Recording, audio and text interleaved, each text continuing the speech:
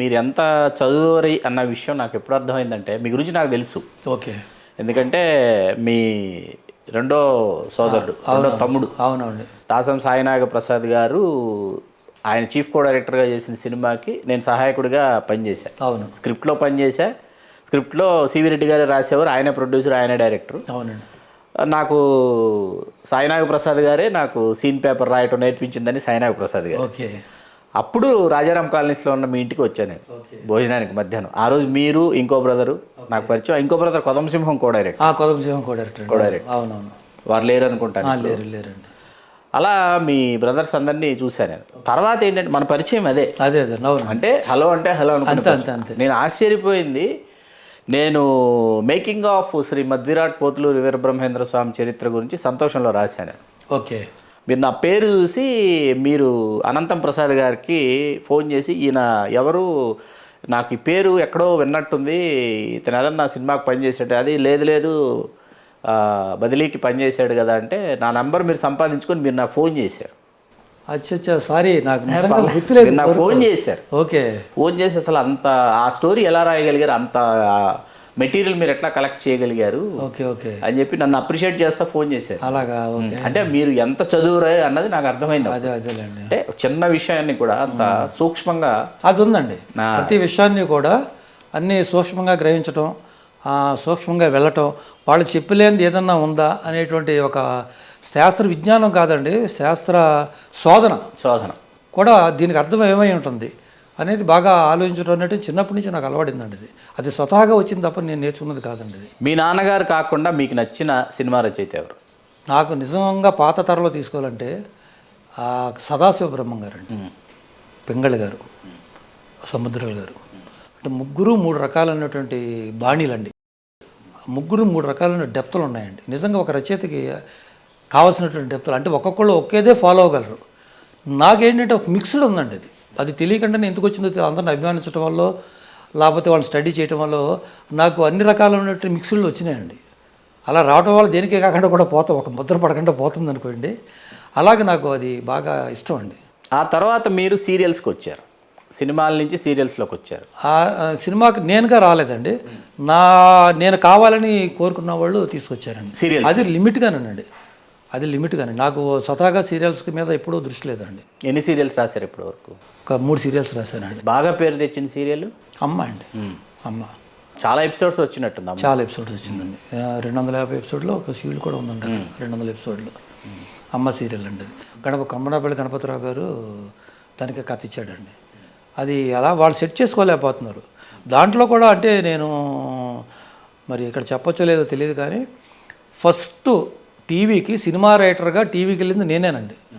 ఎట్లా అంటే దూరదర్శన్ హైదరాబాద్ చెన్నై దూరదర్శన్లో మునీర్ అని ఒక కెమెరామెన్ ఉన్నాడు. మన రాజుగారు మన బాపు గారు కెమెరామెన్ దేవరాజు, వీళ్ళిద్దరు కలిసి పనిచేసేవారండి. అప్పట్లో అంటే వాళ్ళే ఎపిసోడ్లు 1-2 అనేసుకుని నాటకంలో రాగేసేసి స్టూడియోలో తీసేసి టెలికాస్ట్ చేస్తూ ఉండేవారండి. బయట రచయితలు కానీ బయట ప్రొడ్యూసర్స్ కానీ లేరండి అప్పట్లో, టీవీ వరకే జరుగుతూ ఉంటుంది. అప్పుడు ఈ మునీరు వాళ్ళ ఫ్రెండ్స్తో కలిసి ఒక స్టూడియో పెట్టి మనమే చేద్దారని చెప్పి స్టూడియో పెట్టాడు. మునీరు తమ్ముడు బషీరు నాకు ఫ్రెండ్స్ అండి. వాళ్ళు స్టూడియో పెట్టినప్పుడు ఇలాగ చేద్దాం అనుకుంటున్నా అంటే నాతో ఒక ఎపిసోడ్ రాయించుకున్నారు. వాళ్ళు ఎపిసోడ్ ఎలా రాయాలి తెలియదు. వాళ్ళంతకుముందు ఎలా రాసేవారంటే ఒక నాటకం రాయాలంటే ఎలా రాసుకుంటే అలా రాసుకుంటూ వెళ్ళిపోయారండి. నాతో రాయడం నేనేం చేశానంటే నాది కొంచెం మ్యాథమెటికల్ లెక్కలు అలవాటు అండి. ఒక సినిమాకి 2.5 గంటలు రాయాలంటే ఇంత లెంగ్త్ రాయాలి, ఇంత లెంగ్త్ కంటే కథను బట్టి ఇన్ని సీన్లు. సో మనకి 30 నిమిషాలకు ఎపిసోడ్ అంటే ఇంత లెంగ్త్ ఉండాలి, ఇంత లెంగ్త్కి 30 నిమిషాల్లో ఎపిసోడ్ ఇంత లెంగ్త్ ఉండాలంటే ఇన్ని సీన్లో చెప్తారని చెప్పి సీన్ కార్డు ఫస్ట్ టైం వేసింది నేనండి యాక్చువల్గా. అప్పుడు హైదరాబాద్లో కూడా ఎవరు కూడా వేయలేదట. తర్వాత పేర్లు చెప్పకూడదు కానండి, చాలా ఫేమస్ కంపెనీయే నన్ను పిలిచింది తర్వాత ఇప్పుడు అవసరం అయ్యి. అక్కడ నేను సీన్ కార్డు రాసిన ఏంటని నన్ను అడిగారు వాళ్ళు. అప్పటికే చాలా పెద్ద పేరున్న సంస్థ. ఏంటంటే దీని సీన్ కార్డు అంటే అదేంటి మీరు మరి తీశారు కదా ఇప్పటికీ చాలా సీరియల్, మీకు తెలియదు. లేదండి మరి ఎలా రాసుకుంటూ వెళ్తున్నారు? ఇలా రాసుకుంటూ వెళ్ళిపోతామంటే తీసేసుకుంటా ఉన్నాను అన్నారు. మీరేనా అందరూ అలా చేస్తున్నారు, అందరూ అలాగే చేస్తున్నారు అన్నారు. కాదండి దీనివల్ల ఉపయోగాలు ఏంటి, ఎందుకు వేయాలి అని చెప్పి వేశారండి. అప్పుడంటే 1-2 ఎపిసోడ్లు 12 ఎపిసోడ్లు కాబట్టి పెద్ద ఇబ్బంది ఉండేది కదండి వాళ్ళకి. మెగా సీరియల్ వచ్చేటప్పుడు కదా ఫస్ట్ టైం నేను ఇండస్ట్రీలో సీనీ కార్డుని ఇంట్రడ్యూస్ చేశానండి ఇక్కడ. అది మరి దాన్ని నాకు ప్రూఫ్లే చెప్పుకోవడానికి అది కొంచెం ఏదో అతిశక్తిగా అనిపించవచ్చు. జరిగింది అదండి. అట్లాగా అడపా అట్లా చేయడం జరిగింది. రీసెంట్గా కూడా నాగభైరవ్ అని ఒక సీరియల్ వచ్చింది మన జీలో. వాళ్ళ కేటగిరీలో తీయాలని చెప్పి అనురాధ గారు నేనైతే చేయగలుగుతానని చెప్పి నాకు కబురు పెట్టి పని కట్టుకుని ఇలాగ ఈ జానర్లు అనుకుంటున్నామండి, మీరైతే బాగుంటుంది, ఈ తరం వాళ్ళు ఎవరు చేయలేరు కదా అంటే, సరే సంస్థ నుంచి వచ్చినప్పుడు మనం కాదకూడదని చెప్పి నేను దానికి ఒక కథ సెట్ చేసి ఇచ్చాను. తీశారు, బాగానే పేరు వచ్చింది, బాగానే వెళ్ళిందండి, పర్వాలేదు. ఓటీటీలు వెల్లువల ప్రవాహంలాగా ఓటీటీలు ఈవేళ అంటే ఓటీటీ వల్ల జరిగినటువంటి లాభం నష్టం రెండు మనం మాట్లాడుకోవాలనుకుంటే, నష్టం దాదాపుగా కుటుంబాలు థియేటర్లకు తరలి రావడం అనేది ఆగిపోయింది ఓటీటీ ప్లాట్ఫామ్స్. అవునండి. లాభం ఏంటంటే అది నష్టం. థియేటర్లకు ఎప్పుడైతే కుటుంబాలు తరలి రావో దానివల్ల మొన్న మనం చూసాం థియేటర్ లాక్డౌన్ ప్రకటించినటువంటి సంఘటనలు చూస్తున్నాం. అవునండి. లాభం ఏంటంటే టాలెంట్ ఉన్న ఎవరైనా సరే వాళ్ళ టాలెంట్ని ప్రూవ్ చేసుకోవచ్చు అనేటటువంటి టాలెంటెడ్ పర్సనాలిటీస్ ఇవాళ ఓటీటీలో మనకి కనిపిస్తున్నారు. అంటే ఆ కుటుంబం నుంచే రావాలి, ఈ ప్రాంతం నుంచే రావాలి, ఈ కులం నుంచే రావాలన్నవి అవన్నీ పటాపంచలు అయిపోయి ఎవరిలో ప్రతిభ ఉన్నా వాళ్ళ ప్రతిభను వాళ్ళు ప్రదర్శించవచ్చు. ఆ ప్రతిభా ప్రదర్శనకు తగినటువంటి ప్రేక్షకుల యొక్క నీరాజనం అందుతుంది అన్నది మనకు అసలు ఊరు పేరు లేని ముక్కు మొహం తెలియని వాళ్ళందరూ 8 గంటలు 10 గంటలు 12 గంటలు ఇవాళ వెబ్ సిరీస్ చూస్తున్నటువంటి పరిస్థితుల్లో. అవునండి. వెబ్ సిరీస్ వైపు మీరు ప్రయాణం చేయలేదా? ప్రయత్నం చేయలేదండి. ప్రయత్నం చేయలేదు. నా లోపేనండి ఇది. ఇండస్ట్రీని ఎప్పుడు నేను తప్పు పట్టనండి, ఏదన్నా మనలోనే ఉంటుందండి. అది నాకు అంత అలవాడలేదు ఫస్ట్ నుంచి కూడా, ప్రయత్నం చేయలేదండి. కథలు అయితే పెట్టుకున్నాను, నెమ్మదిగా అడగాలి. ఎందుకంటే ఒక చిన్న ఇబ్బందులు ఏమొస్తున్నాయంటే ఇక్కడ జనరేషన్ మార్పు, ఆలోచన విధానం, వయస్సు, పెద్దవాళ్ళు ఏమో గౌరవించకపోతే బాగోదు, వాళ్ళు ఏదైనా తప్పు చెప్పాలంటే ఫీల్ అవుతారేమో, ఏదైనా రాబట్టాలి అడగటాలని ఒక ఫీలింగ్, ఇలాంటి ఒక సందిగ్ధులు ఉన్నాయండి. నిజంగా అది పెట్టుకోకూడదు నా లెక్క ప్రకారంగా. నేనైతే ఎక్కడ ఫీల్ కాదు, అట్లాగా వాళ్ళు కూడా ఫీల్ కాకూడదు. ఎందుకంటే అందరూ ఒక టెక్నీషియన్గా భావించాలి తప్ప ఇక వయసు సీనియారిటీ అనేటువంటిది నేను అప్పట్లో చూడలేదండి. అప్పట్లో నాకు కనిపించేది కూడా, ఎవరి దగ్గర విద్వత్తు ఉంటే వాడిని వెంటనే ఎంకరేజ్ చేస్తామండి. అలా ఉండేదండి అక్కట్లో. లేదు వాటితోటి సంప్రదించడం జరిగేదండి. ఎందుకంటే ఒక చిన్న ఎగ్జాంపుల్, జమినీ వాసన్ గారు, నిజంగా ఇవన్నీ ఈ తరం వాళ్ళు తెలుసుకోవాలని వాసన్ గారు వాళ్ళ టీం తోటి అన్నీ చేయించి సినిమా ఆర్ఆర్ వచ్చినప్పుడు ఫస్ట్ టైం ఏం చేసేవాడంటే సినిమా విశ్లేషకుల్ని, ప్రత్యేకించి జర్నలిస్టుల్ని, కొంతమంది మేధావుల్ని ప్రత్యేకంగా షో చేసేవాడండి. వాళ్ళకి ఇచ్చి ఒక పెన్ను ప్యాడ్ ఇచ్చేవాడండి. మీకు అనిపించింది దీని మీద రాయండి. ఆ షో అయిపోయిన తర్వాత అలా ఎవరు తోచింది వాళ్ళు రాసేవారండి. అవన్నీ చూసుకుని సబబా కాదు ఏం చెప్పింది, మరి వీళ్ళు చర్చించుకోవాలి కదండి, బాగుందా లేదా, ఎందుకు అలా చెప్పాడు అనేటువంటి తర్జన బజ్జలు పడి దాంట్లోంచి తీసుకుని కరెక్షన్ చేసుకునేవాడు. అంతేగా ఎడిటింగ్ టేబుల్ మీద కరెక్ట్ చేసుకోవచ్చు. ఎడిటింగ్ అవసరం రీషూట్ కూడా పెట్టేవారు.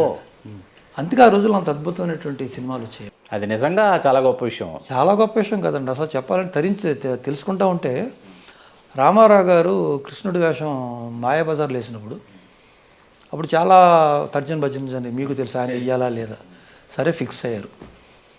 అసలు ఆ క్యారెక్టర్ బాడీ లాంగ్వేజ్ ఎలా ఉండాలి?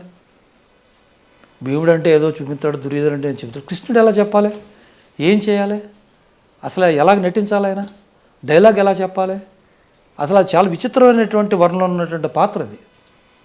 చూడండి, అసలు ఆ డౌట్ రావటం చాలా గొప్ప విశేషం అండి. విశేషం వచ్చినప్పుడు అందులో ఒక ఆయన ఒక సలహా ఇచ్చాడంటే, ఏమండి ఒక తమిళ్లో ఒక ఆయన పండితుడు ఉన్నాడు, ఆయన పిలిపించి చర్చిందారని చెప్పేటప్పటికి సరే ఆయన పిలిపించారంట. ఇది నేను పెద్దల ద్వారా మా నాన్నగారి ద్వారా ఉన్నది చెప్తున్నానండి. పిలిపిస్తే ఆయన ఒకటే అన్నాడంట, ఆయన చిన్నప్పటి నుంచి గోపికలతో పెరిగాడు, పెద్ద అయిన తర్వాత గోపిల మధ్యన పెరిగాడు. వాళ్ళు ఆటోమేటిక్గా మనం ఎవరితో తిరుగుతున్నామో ఆ లక్షణాలు కొన్ని మనకు తెలియకుండా అలవడతాయి అంటూ అందులో కొంత ఆడతనం అనేటువంటి అందులో జోడించబడింది శ్రీకృష్ణుడి పాత్రలో. రెండోది దైవాంశ సంబోధుడు, జరగబోయేది తెలుసు, తను ఏం చేయాలో తెలుసు. సో ఆయన ఆ దృష్టి ఉన్నవాడు కాబట్టి భావం పలికించేటప్పుడు కానీ మాటం పలికించేటప్పుడు ముఖంలో తను తెలుసుండి ఇదంతా పలికిస్తున్నాడు అనేటువంటి భావాన్ని పలికించాలి. అతను చేతులు పిల్లని గోరు పట్టుకున్న అడుగులు వేసిన నిలబడిన కొద్ది ఆడతాను అలా జోడించాలి అని ఇస్తేనే మనకు శ్రీకృష్ణుడి పాత్ర కనిపిస్తుంది అని వర్ణంలో ఉందని నాకు చెప్పాడు. అందుకే మీకు రామారావు గారి నటనలో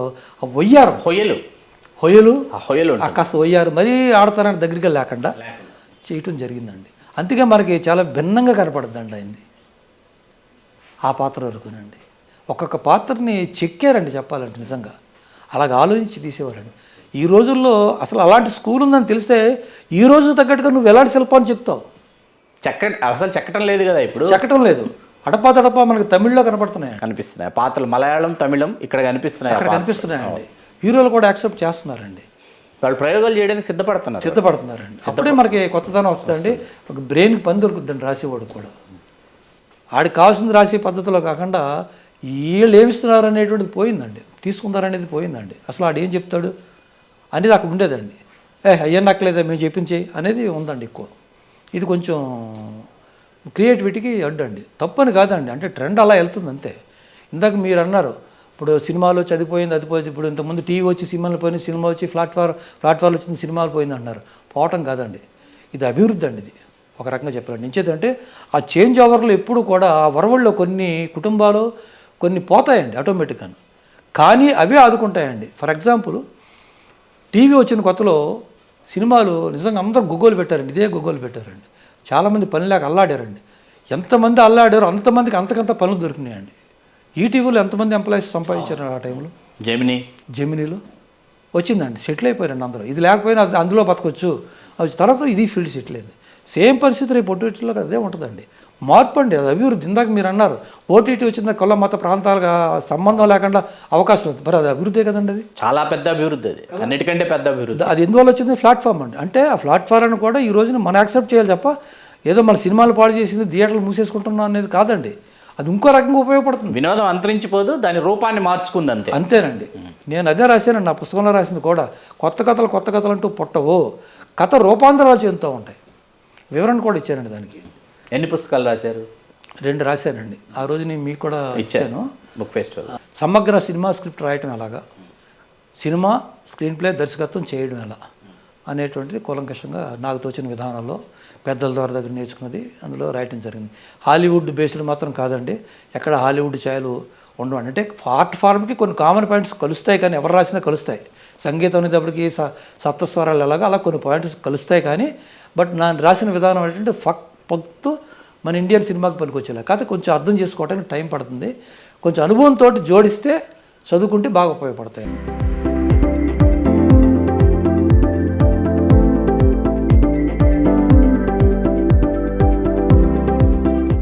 మీ ఫస్ట్ రెమ్యూనరేషన్ రైటర్గా మీరు అందుకుంది? నేను అందుకున్న రెమ్యూనరేషన్ అండి, ఫస్ట్ రెమ్యూనరేషను 20,000 అండి. బెస్ట్ రెమ్యూనరేషన్ అంటే 2 లక్షలు అండి. అంతే. అంటే ఆ రోజుల్లో అవే పెద్ద అమౌంట్లు అండి, అంతకుమించి ఉండేది కాదు. నేను తగ్గికొచ్చే టైంకే సర్రని పెరిగిపోవడం జరిగింది. అవును. ఎందుకంటే నాకు తెలిసి మా నాన్నగారు రాసే టైంలో అప్పుడు డైలాగ్స్కి 3,000, ఆత్రేయ గారికి 5,000 అండి. ఆత్రేయ గారు ఒక్కరికి 5,000 అండి. ఏంది 1970లో నేను చెప్పేదండి. ఆ రోజుల్లో అసలు ఒక సినిమాతోటి హ్యాపీగా గడిచే రోజులండి ఆ రోజుల్లో.